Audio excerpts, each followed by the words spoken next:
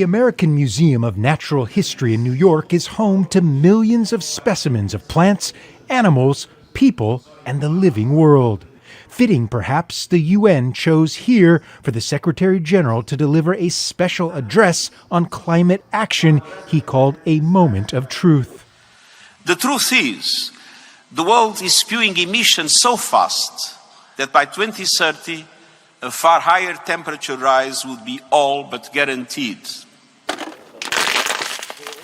On Wednesday, the World Meteorological Organization said there is 80% likelihood that the annual average global temperatures will exceed 1.5 degrees above pre-industrial levels in the next 5 years. Why all this fuss about 1.5 degrees? Because our planet is a mess of complex connected systems, and every fraction of a degree of global heating counts. The difference between 1.5 and 2 degrees could be the difference between extinction and survival for some small island states and coastal communities. The difference between minimizing climate chaos or crossing dangerous tipping points.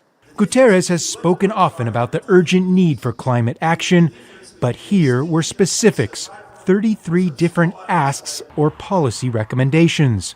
Among them, a call for every country in the world to create a national climate action plan. He called for a widespread ban on advertising from fossil fuel companies, in the same way many countries limit tobacco advertising.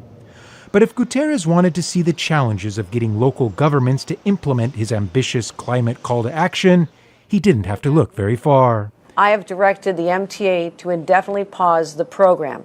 The governor of New York has now postponed a plan to tax every car entering New York City during peak hours to encourage public transportation and reduce emissions. It was due to go into effect later this month,